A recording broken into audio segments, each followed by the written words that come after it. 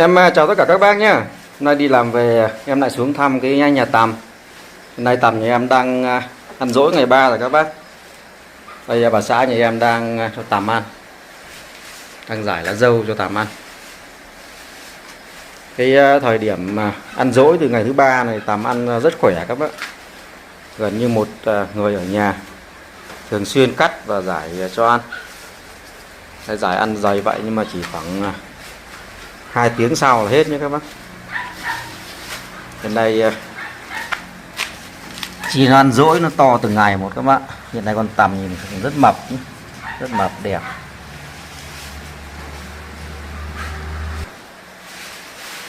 Đây đợt này em nuôi nửa hộp tằm các bác. Hôm vừa rồi tằm nó ngủ 3 và dậy ăn dỗi, nên em đã quay cái video khi con tằm nó ngủ. Mới có 3 ngày thôi, hôm nay nhìn con tằm nó khác hẳn các bác. Nó phải to gấp 5 lần con tằm khi nó ngủ ở cái video trước thì em đã quay để giới thiệu với các bác. Thì khi em cho tằm ăn thì em rải đều theo từng luống các bác nhé. Đây một nửa hộp em chia làm 3 luống.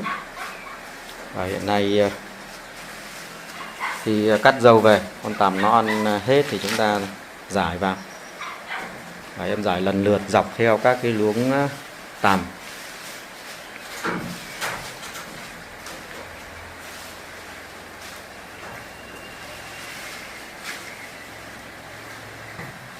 Ở cái giai đoạn này con tằm nó ăn rất khỏe, rất mạnh các bác ạ. Đây, các bác còn ra nó ăn như những cái máy bào. Ăn rất nhanh. Và sau khi rải lá dâu mới lên thì chỉ vài phút sau là con tằm nó sẽ ăn lủng các lá và ăn rộng lên trên.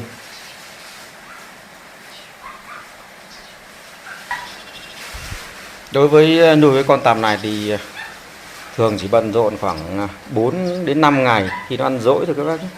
Chứ thời gian đầu khi con tằm nó ăn 3, ăn 4 thì nó cũng không mất nhiều công lắm, vì cái số lượng dâu nó ăn khá ít.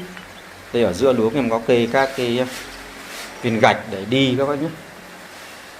Mục đích kê viên gạch cho nó cao lên để chúng ta đi thì khi tằm ăn, con tằm ăn chúng ta đi không bị dẫm vào con tằm các bác.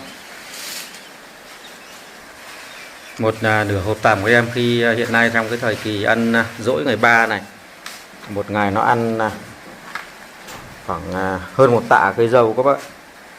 Nên là bà xã nhà em ở nhà chủ yếu cắt dâu và cho ăn.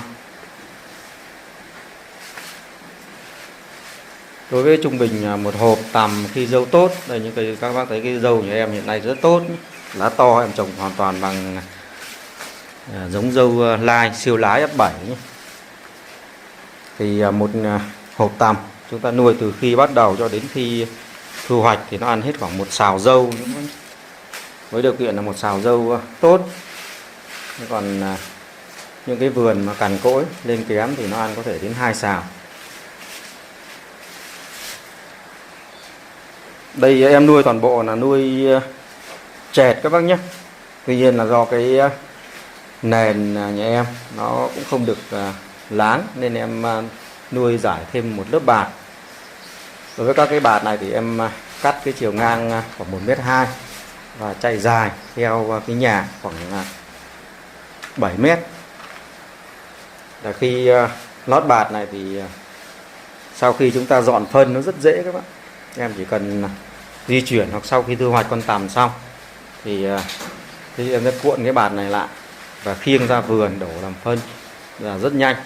Sau khi chúng ta dọn đi thì cái nền nhà khá sạch sẽ. Thì một số các bác nuôi thì nuôi trực tiếp xuống dưới nền, nó sẽ mát cho con tằm hơn. Tuy nhiên thì cái quá trình dọn, vệ sinh và thay phân nó sẽ vất vả hơn.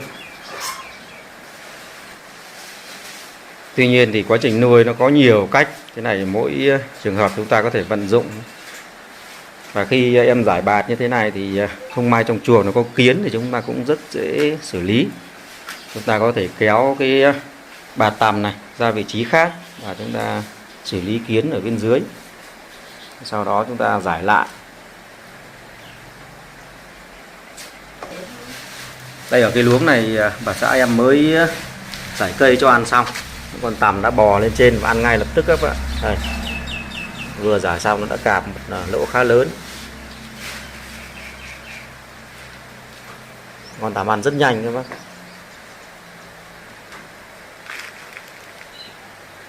Và khi tằm ăn dỗi này thì em nuôi khoảng 5 ngày. Thì sang đến ngày thứ 6 là con tằm nó bắt đầu chín và em cho thu hoạch. Tuy nhiên thì cái thời gian tằm chín cũng tùy thuộc vào cái điều kiện thời tiết và cái chất lượng của cây dâu nữa các bác nhé. Đối với thời tiết nắng nóng như hiện nay thì có một số nơi nuôi cũng có thể nó sẽ kéo dài hơn đến ngày ăn dỗi, đến ngày thứ 6, thứ 7 tằm mới chín và cho nên lé được. Tuy nhiên thì những lứa vừa rồi thì em nuôi thường chỉ ăn dỗi mất 5 ngày và sang ngày thứ 6 là chín và em cho lên lé.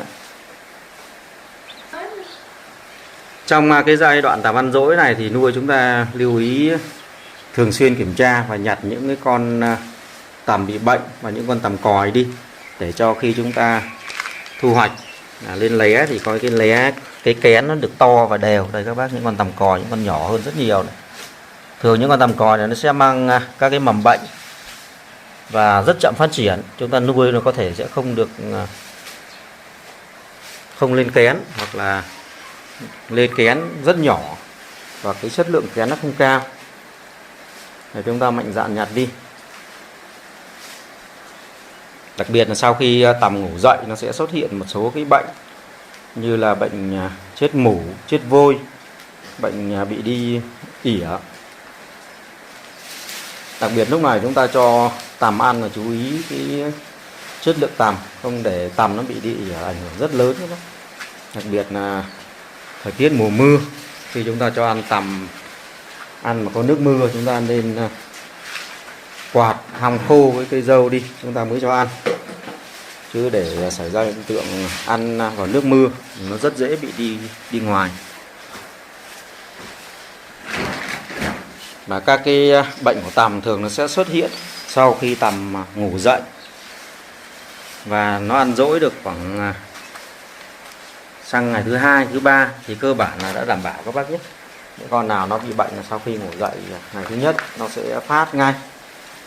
Và rất hiếm con nó phát ở cái ngày thứ 3, trừ khi chúng ta cho ăn dâu không đảm bảo chất lượng dẫn đến việc ngộ độc hoặc là bị đi ngoài. Như vừa rồi em cũng có phun thuốc sâu và đã ảnh hưởng đến cái chất lượng dâu của vườn dâu, bị ngộ độc và em phải xử lý mất một thời gian khoảng 1 tháng rưỡi các bác. Khi con cây dâu của chúng ta bị ngộ độc phải xử lý thì ở video trước em cũng đã chia sẻ với các bác cái cách xử lý vườn dâu bị ngộ độc. Và hiện nay qua quá trình test và nuôi thử nghiệm thì sau xử lý cái vườn dâu của em đã khá đảm bảo các bác ạ.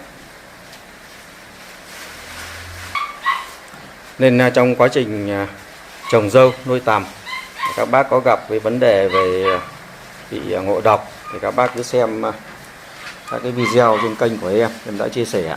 Và đây là cái kết quả thực tế sau khi em xử lý thì em đã test thử và hiện nay chính thức vào nuôi thì cái con tằm nó đã phát triển rất tốt. Đặc biệt là khi cây dâu bị ngộ độc là nghe một số bà con chia sẻ cách phun một số cái loại thuốc giải độc. Thì cái cách này nó cũng có khả năng điều trị được, tuy nhiên cái hiệu quả không cao các bác nhé. Như vừa rồi em xử lý bằng cách cắt đi và sắt vôi, xử lý vôi thì cái kết quả hiện nay khá tốt. Hiện nay là khi cây dâu của em cho tằm ăn thì nó không bị ngộ độc nữa. Đây tằm mà em ăn dỗi ngày 3 mà hiện nay ăn như một cái máy bào các bạn, như những cái máy bào, ăn rất nhanh rất khỏe. Và có ngồi đây có thể nghe cái tiếng ăn khá mạnh. Và hiện nay những con tằm rất mập các bác. Đây, những con tằm mập và trắng phau nhé. Em nuôi khoảng 2 ngày nữa là tằm bắt đầu chín. 2 ngày nữa chín là ngày thứ 3 nữa là em sẽ cho lên lé. Và khi lên lé thì khoảng 3-4 ngày là chúng ta có thể ra kén để chúng ta xuất cái kén đi cho các cái địa điểm người ta thu mua. Hiện nay giá kén trên thị trường cũng khá cao các bác. Như vừa rồi giá dao động từ khoảng 195 đến hơn 200 ngàn một kg. Cái quá trình nuôi thì chúng ta chăm sóc đúng kỹ thuật bài bản thì nó đạt khá cao các bác. Một thùng tằm chúng ta nuôi có thể đạt lên đến khoảng 65 đến 70 kg kén. Và nhân với giá 195 đến 200 ngàn một kg thì các bác thấy là cái lợi nhuận nó rất cao. Như chỗ này em nuôi nửa hộp thì nếu như đạt đảm bảo thì được khoảng từ 30 đến 35 kg các bạn. Nó lên ăn rất nhanh các bạn. Chúng ta như em vừa giải xong. Hiện nay cái con tằm này nó đã lên trắng rồi. Thế trong quá trình cho ăn thì chúng ta cũng không nên đợi cái con tằm nó ăn hết thì chúng ta mới cho ăn lại các bác.